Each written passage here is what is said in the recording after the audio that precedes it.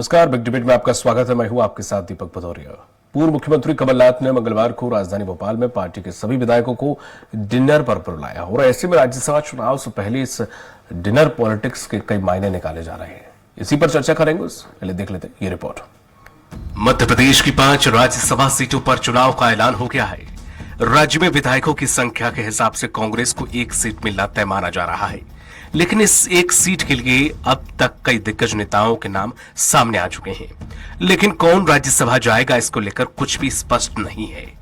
वहीं मंगलवार को पूर्व मुख्यमंत्री कमलनाथ ने अपने निवास पर कांग्रेस के सभी विधायकों को डिनर पर बुलाया है। ऐसे में राज्यसभा चुनाव से पहले कमलनाथ की डिनर डिप्लोमेसी पर सियासी गलियारों में चर्चाओं का बाजार गर्म है। दरअसल राज्यसभा चुनाव में प्रत्याशियों के लिए 15 फरवरी नॉमिनेशन का आखिरी दिन है। मध्य प्रदेश में अब तक कांग्रेस ने प्रत्याशियों का ऐलान नहीं किया है, लेकिन हाल ही में दिल्ली दौरे पर गए कमलनाथ ने कांग्रेस के पूर्व राष्ट्रीय अध्यक्ष सोनिया गांधी से मुलाकात की थी। इसके बाद अचानक से सियासी गलियारों में राज्यसभा की रेस में उनका नाम आया। माना जा रहा है कांग्रेस कमलनाथ को राज्यसभा भेज सकती है। ऐसे में विधायकों को डिनर पर बुलाने की डिप्लोमेसी को इसी से जोड़कर देखा जा रहा है। मध्य प्रदेश में कांग्रेस की तरफ से कमलनाथ, अरुण यादव और पीसीसी चीफ जीतू पटवारी के नाम की चर्चा सबसे तेज है। इसके अलावा नेता प्रतिपक्ष उमंग सिंघार और पीसीसी चीफ जीतू पटवारी ने आलाकमान को पत्र लिखा है। मध्य प्रदेश के कांग्रेस के पूर्व राष्ट्रीय अध्यक्ष सोनिया गांधी को भी राज्यसभा भेजने को लेकर कांग्रेस के आलाकमान को पत्र लिखा है। माना जा रहा है कि कांग्रेस किसी ओबीसी नेता को राज्यसभा भेज सकती है।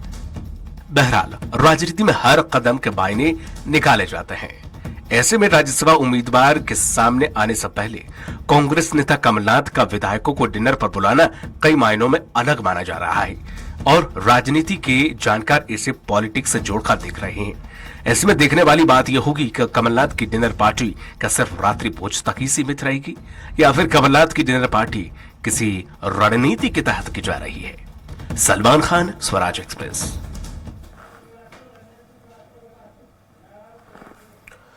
और इसी पर ज्यादा चर्चा करने के लिए खास मेहमान हमारे साथ जुड़े हुए हैं। बीजेपी प्रवक्ता हैं शशिकांत शुक्ला, कांग्रेस प्रवक्ता है रोहित यादव और वरिष्ठ पत्रकार हैं रंजन श्रीवास्तव। आप सभी लोगों का बहुत बहुत स्वागत है। रंजन जी, जिस तरह से ये डिनर पॉलिटिक्स से नाम दिया जा रहा है, राज्यसभा चुनाव से पहले सभी विधायकों को डिनर देना, क्या कहेंगे?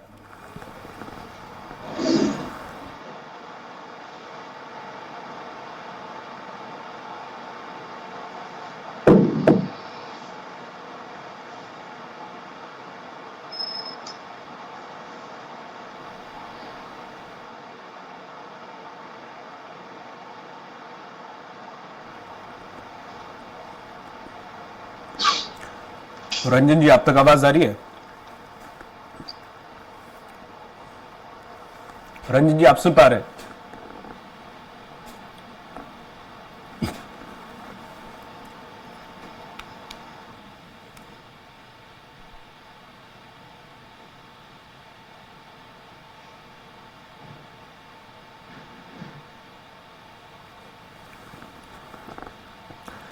डिनर डिप्लोमेसी मध्य प्रदेश में कांग्रेस में इस वक्त काफी उठापटक का माहौल बना हुआ है। माना जा रहा है कि जो कमलनाथ जी ने डिनर पार्टी बुलाई है वो कहीं ना कहीं विधायकों को उनका मन लेने के लिए, उन्हें साधने के लिए बुलाई गई है। अब इस डिनर पार्टी के कई मायने निकाले जा रहे हैं।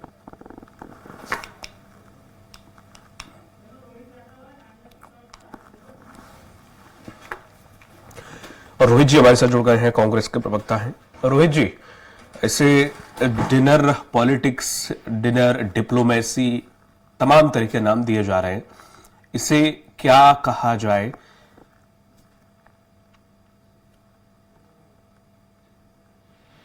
गांव के आधार पर राजनीति को रोहित जी, मेरे हिसाब से तो उचित। आपको मेरी आवाज आ रही है? जी जी जी, आपकी आवाज दर्शकों तक पहुंच रही है। शंकाओं के आधार पर, कयासों के आधार पर राजनीतिक मूल्यांकन किसी भी स्थिति में उचित नहीं होता, चाहे वो सत्ता के लिए हो, चाहे वो विपक्ष के लिए। विपक्ष का तो एक बनाने के लिए, सामंजस्य बनाने के लिए अगर लोगों का मिलना जुलना आवश्यक है, उनका आपस में बातचीत करते रहना बहुत आवश्यक है, तो ये उसी के तहत किया जा रहा है। इसे किसी और नए नजरिए से देखने की मुझे नहीं लगता कोई आवश्यकता है। ठीक है, लेकिन अक्सर ये चीजें जब भी देखने को मिलती है जब या तो चुनाव नजदीक हो या चुनाव के खत्म होने के बाद समीक्षा के लिए अक्सर ऐसी डिनर पार्टी का आयोजन तभी होता रहा है। तो इसलिए सवाल थोड़ा सा उठेंगे कि आखिर जब राज्यसभा चुनाव उसका समय नजदीक है और ऐसे में दिल्ली भी गए थे कमलनाथ जी, और ऐसे में अपने विधायकों को या अन्य विधायकों को मन मोहने के लिए या मन टटोलने के लिए कहा जा रहा है कि ये डिनर डिप्लोमेसी है। देखिए, वो यहाँ के सबसे वरिष्ठ मंत्री, पूर्व मंत्रीगण में से रहे, हमारे पूर्व मुख्यमंत्री भी रहे। तो जाहिर तौर पर परिवार के मुखिया के नाते ये उनकी जिम्मेदारी बनती है, भले ही वो अभी अध्यक्ष पद पे हैं या नहीं है, मगर परिवार के मुखिया के नाते जो उनका दायित्व है वो अपना दायित्व निभा रहे हैं कि अगर सारे परिवार का एक मंतव्य किया जाए और उन सबकी राय ली जाए तो इसमें मुझे नहीं लगता किसी भी तरह की किसी को कोई शंका होनी चाहिए या उसे किसी और संदेह की निगाह से देखा जाना चाहिए। वैसे भी कांग्रेस के लिए ये संघर्ष का वक्त है और संघर्ष का वक्त जो होता है वो परिवार के साथ मिलकर ही उसे काटा जा सकता है।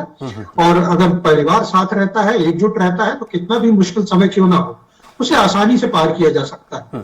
तो कमलनाथ जी ने जो ये जिसको डिनर के लिए बुलाया गया, एक बार स्थगित भी किया गया था, तो ये उसी के अंतर्गत किया गया है कि सारे परिवार को एकजुट रखा जाए, सबके मन टटोला जाए। बिल्कुल इसमें कोई गलत नहीं, सबकी राय ली जाए, आम राय बनाकर ही काम करने में कांग्रेस हमेशा विश्वास रखती है। और बड़े बुजुर्गों का हमें आशीर्वाद भी मिले, उनका मार्गदर्शन भी मिले, हमारी यही मंशा है। बिल्कुल, ये संघर्ष का समय है, पर अंदरूनी संघर्ष भी देखने को मिल रहा है कि एक नाम है और कई नाम आना चाह रहे हैं, जिसमें से बहुत सारे नाम आप भी जानते हैं और मैं भी जानता हूं। जीतू पटवारी जी का, उमंग सिखार जी का नाम आ रहा है और साथ ही साथ कमलनाथ जी का भी नाम आ रहा है। तमाम ऐसे नाम आखिर क्यों निकलकर सामने आ रहे हैं? मैं तो उसको एक स्वस्थ लोकतंत्र की परिपाटी मानता हूं कि अगर किसी पार्टी के अंतर्गत अगर इतने सारे नाम आ रहे हैं, मतलब ये सारे लोग कहीं ना कहीं डिजर्व करते हैं तभी उनके नाम आ रहे हैं। तो इसको अगर इस तरह से देखना कि ये किसी तरह का द्वंद है तो मुझे नहीं लगता। एक स्वस्थ लोकतांत्रिक प्रक्रिया है जिसमें हम विश्वास रखते हैं और एक खुले मंच पे अगर सबके साथ चर्चा होती है तो इसमें क्या, इसमें मुझे नहीं लगता कि किसी को कोई आपत्ति होनी चाहिए। यह बिल्कुल स्वस्थ लोकतंत्र है और मैं ऐसा ही लोकतंत्र देश की राजनीति में भी देखना चाहता हूं। मैं ही नहीं, इस देश की जनता भी देखना चाहती है। अभी आपने देखा होगा कि चंडीगढ़ में किस तरह से लोकतंत्र की हत्या कर दी गई। एक तरह की तानाशाही का जो रिवाज अपनाया जा रहा है, हम उससे विरोधी विचारधारा के व्यक्ति हैं और जाहिर सी बात है कि जो विरोधी विचारधारा का व्यक्ति है, जो चाहता है जनता के मन की बात हो, उसके अंदर एक लोकतांत्रिक और पारदर्शिक मुझे लगता है व्यवस्था होना आवश्यक है। और चैरिटी बिगिंस फ्रॉम होम वाली जो बात होती है कि पहले हम अपना घर सुधारेंगे तब जाकर हम समाज और देश सुधार सकते हैं। तो हाँ, अगर हमारे अंदर सामाजिक समरसता बनाने का, सौहार्द बनाने का हमारे अंदर भाव है, सभी को एकजुट करने का भाव है, तभी हमारी पार्टी आगे जाके मजबूत हो सकती है। इसमें सबकी राय भी लेना आवश्यक है, सबकी दावेदारी को स्वीकार करना, उसे सम्मान देना भी आवश्यक है।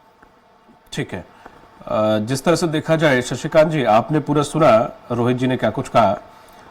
अभी तक आपने भी नामों की घोषणा नहीं की है, बाकी जगह कर दिया आपने, चाहे वो छत्तीसगढ़ हो चाहे वो उत्तराखंड हो। मध्य प्रदेश में इतना सस्पेंस आखिर क्यों बरकरार है? क्या यहाँ 5 और 4 का खेल चल रहा है इस वजह से कि या कोई और दूसरी भी वजह है? बात नहीं थी और कोई सस्पेंस की बात ही नहीं है।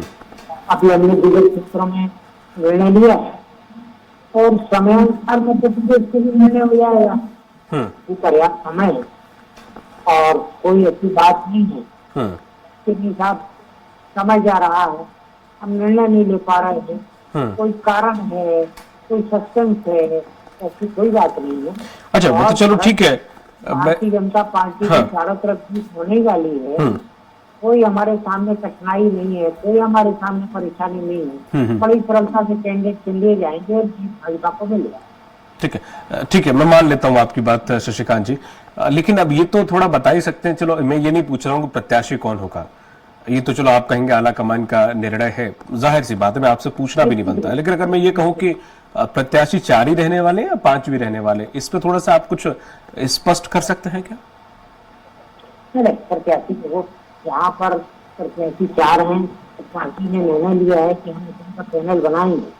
तो निश्चित रूप से सब नामों पर विचार हो कि उनका पैनल बनेगा, वो पैनल आगे जाएगा, प्रदेश में जाएगा, प्रदेश में चर्चा होगी, फिर क्या पैनल बनेगा, तो केंद्र में जाएगा। ये सब प्रक्रिया है, इसमें कहीं कुछ कोई किंतु परंतु कारण या कि कठिनाई कुछ नहीं, बड़ा एक सिंपल प्रोसेस। ठीक है शशिकांत जी, आपकी आवाज थोड़ा सा साफ नहीं आ पा रही, निवेदन है कि थोड़ा सा आप ऑडियो को एडजस्टमेंट करके थोड़ा सा आप आवाज को सुधारें, हम आपके पास दोबारा से लौट रहे हैं। रंजन जी, जिस तरह से देखा जाए कांग्रेस के अंदर हमने जब भी देखा, जब भी इलेक्शन का समय आता है तब भी सब अपने अपने दाव लेके अपने अपने नाम लेके खड़े हो जाते हैं। हालांकि कांग्रेस इसे लोकतंत्र का नाम देती है, बीजेपी इसे डिसिप्लिन कहती है कि पार्टी में डिसिप्लिन होना चाहिए। लेकिन हम अगर देखें अभी जैसे एक सीट है उसमें भी थोड़ा संदेहास्पद पैदा कर दिया है बीजेपी ने, वो इसमें भी थोड़ा सा घबराए हुए हैं कि फिर से तोड़फोड़ की चीजें करेंगी एक सीट पे भी। लेकिन हम देखें कि जीतू पटवारी कह रहे ओबीसी चेहरा वर्तमान में है तो ओबीसी चेहरा भी आगे होना चाहिए। तो देखो जीतू पटवारी जी, उमंग सिखार जी हैं, और भी तमाम नाम आ रहे हैं, अरुण साहब उनका नाम आ रहा है, अरुण यादव जी का नाम आ रहा है, कमलनाथ जी का नाम आ रहा है। पार्टी के अलावा कमान कुछ कह रहे हैं कि सोनिया गांधी जी को यहाँ से भेज दो। वो हालांकि अलग बात है कि वो स्वीकार करती है नहीं करते हैं, या फिर ये सिर्फ एक दिखावा है। लेकिन ये इस तरीके की चीजें कांग्रेस में अक्सर हमें क्यों देखने को मिलती हैं? देखिए, पार्टी में जो विधानसभा की हार हुई है, जब आवाज को कर रहा मैं इसको कर दूं, तो विधानसभा की हार के बाद जो अभी सिचुएशन है कांग्रेस में, एक बहुत ही चिंताजनक स्थिति है। जीतू पटवारी अध्यक्ष बन चुके हैं, उनका भी बयान आया था सोनिया गांधी जी हम चाहते हैं वहां चले जाए। आवाज नहीं आ पा रही आपको उनकी, आवाज को तो नहीं कर रही। जी रंजन जी, आप बात रखिए, आपकी आवाज दर्शकों तक पहुंच रही है। रोहित जी को आवाज में थोड़ा सा दिक्कत है, मैं चाहूंगा कि थोड़ा ठीक कर दें इनकी आवाज जी। तो कमलनाथ जी का नाम आ रहा है। अब जाहिर है जब सोनिया गांधी आ जाएंगी तो कमलनाथ का जाना तय नहीं होगा, बहुत निश्चित है। ऐसे में जिधर डिप्लोमेसी का टाइमिंग है बड़ा इंपॉर्टेंट हो जाता है। जिस तरह से कमलनाथ को हटाया गया बिना टाइम दिए हुए, उनके लिए चिंताजनक स्थिति है। जीतू पटवारी अध्यक्ष बन गए, नेता प्रतिपक्ष है नहीं, लोकसभा चुनाव आने वाले हैं, और उन्होंने अपनी तरफ से घोषणा कर दी कि आईसीसी उनको कैंडिडेट बनाएगी, जबकि आईसीसी से कोई भी अभी डिक्लेरेशन नहीं हुआ। आपको याद होगा जब विधानसभा चुनाव हो रहे थे तो उन्होंने कहा जो छिंदवाड़ा के कैंडिडेट हैं वो नकुलनाथ घोषित करेंगे। ऐसी कोई परिपाटी रही नहीं है, उसका विरोध भी पार्टी में हुआ था। तो कमलनाथ के लिए क्रॉसरोड्स की स्थिति है कि कहां पे जाए। इसी में चर्चा भी चले कि भाजपा में जा सकते हैं, उन्होंने खंडन में किया है। ये सब बताता है कांग्रेस सब कुछ ठीक नहीं चल रहा है, और अभी चूंकि राज्यसभा सर पे है और ऐसे विभ्रम की स्थिति बनी रहेगी तो पार्टी के लिए नुकसानजनक स्थिति हो सकती है। आपको याद होगा जब प्रेसिडेंट का इलेक्शन हुआ था तो 10 से 12 वोट का क्रॉस वोटिंग हुई थी। तो अगर कहीं वो पैटर्न फिर इसमें अगर आ गया तो कांग्रेस के लिए बहुत ही नुकसान उठाना पड़ सकता है। लेकिन अभी कांग्रेस के नेताओं को देखना है कि जो अंदर जो सरफटोल चल रहा है, कॉन्फ्लिक्ट चल रहा है, उसको कैसे खत्म करके एकजुट बन के राज्यसभा इलेक्शन फेस करें। ठीक है रोहित जी, जिस तरह से जो नामों को लेकर अलग अलग चीजें आ रही सामने निकलकर, कोई एक नाम हम चूज करते हैं तो ये बीजेपी पार्टी नहीं है कि ऊपर से आला कमान ने एक नाम दे दिया तो उसके बाद सब चुप। आपके यहाँ पे अक्सर देखने को मिलता है कि कहीं ना कहीं कुछ ना कुछ हार्म पहुंचाने की या थोड़ा सा कहीं ना कहीं चीजों को बिगाड़ने की भी फिर कोशिश होती है। अगर कमलनाथ जी नहीं हुए, कोई और हो गया, तो आपको नहीं लगता आपके अंदर खाने में ही, पार्टी में ही जब एक्चुअली सिचुएशन आएगी तो हो सकता है कुछ वोट कट जाए? देखिए, मैंने अपने वक्तव्य के शुरुआत में आपको ये बात बताई थी कि कयासों पे राजनीति नहीं चलती। अगर किसी को ये शक था, अभी ऐसे भ्रम भी फैलाया जा रहा था कि कमलनाथ जी भाजपा में जा रहे हैं, विवेक दत्ता जी भाजपा में जा रहे हैं, तो दोनों ने इस चीज का सिरे से खंडन किया और ये बता दिया कि वो पार्टी के साथ है और पार्टी की विचारधारा के हिसाब से ही चल रहे हैं। तो ये बहुत सारे कयास है और कहीं ना कहीं मैं इसको मानता हूँ ये विपक्ष की एक तरह की रणनीति भी हो सकती है कि जब उनको किसी तरह का कोई भी छोर समझ में नहीं आता कि किस तरह से पार्टियों को तोड़ा जाए, क्योंकि भाजपा इसमें बहुत माहिर है कि वो गले मिल के गले काटने में बहुत विश्वास रखती है। नहीं तो इस चीज का खंडन किया कमलनाथ जी ने कि ये अफवाह है फालतू की, तो इसका भी खंडन कर दे भाई मैं राज्यसभा नहीं जा रहा हूँ, ये तो सब फालतू की बात है, नहीं कर रहे हैं वो। पर नहीं, तो आपने ये कहा कि राज्यसभा नहीं जा रहा हूं, नहीं, आपने कहा अगर उनको राज्यसभा में जाने नहीं मिला तो कहीं भीतरघात होगा। मैं इस पे चर्चा कर रहा हूं आपसे। आपका सवाल ये था। मेरा आपसे यही कहना है कि देखिए, अगर आप ऐसे कयासों पे ध्यान देते रहेंगे तो कहीं ना कहीं आपके मन में भी शक पैदा होता है, शंका, और जानबूझ के ये विपक्ष की चालें होती है, भाजपा की चाल है कि कहीं ना कहीं लोगों में असंतोष किसी तरह से फैलाया जाए, किसी भी तरह से पार्टी को तोड़ा जाए। मैं कह रहा था ना कि ये गले मिल के गले काटने वाले लोग हैं, चाहे शिवसेना का हज इन्होंने महाराष्ट्र में किया हो, वहां पे भी पहले बड़े भाई बनाया गया शिवसेना को, फिर एनसीपी के साथ इन्होंने वही काम किया, चाहे आप कहीं पर भी देख लें, आप बिहार चले जाएं, वहां नीतीश जी के साथ ये किया गया कि पहले कभी उनको बना दिया जाता है, 9 बार मुख्यमंत्री पद जो बदल चुका हो, जो दोनों एक दूसरे को कह चुके हो कि हम मर जाएंगे मगर इनके साथ नहीं जाएंगे, वहां अमित शाह जी कह देते हैं कि इनके लिए दरवाजे कभी नहीं खुलेंगे। तो मैं ये मानता हूं, ये चाहे चाल चरित्र और चेहरे सिद्धांत की बात कर लें, मगर इनका एक ही सिद्धांत है कि एन केन प्रकारेण, आइदर हुक और पुक, ये सिर्फ और सिर्फ सत्ता में बने रहना चाहते हैं।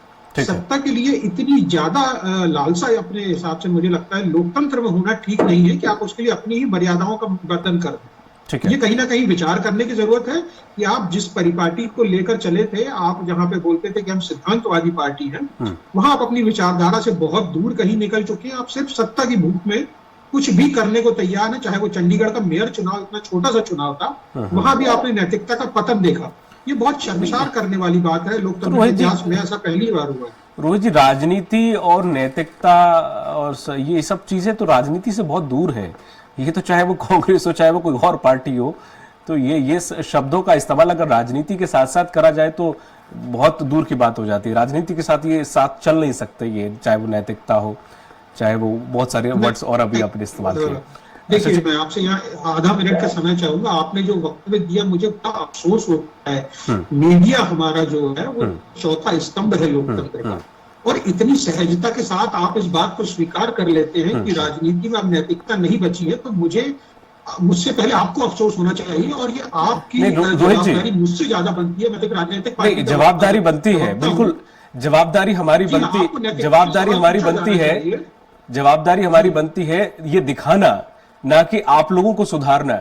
और ये तो हम मीडिया भी क्या, हम आप ही लोगों से तो देख रहे हैं, आप ही लोगों से तो सीख रहे हैं सर।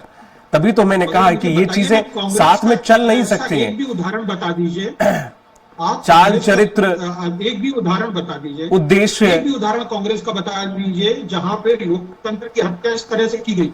सर मैं क्या कह रहा हूं, उदाहरण बता दीजिए। जैसा एक छोटे से मेयर के चुनाव में तक ये किया गया कि पीठासीन अधिकारी एक भाजपा के कार्यकर्ता को बना दिया जाता है। अल्पसंख्यक आयोग का उनका पुराना जोड़ तोड़ की राजनीति बहुत पहले से रही है सर।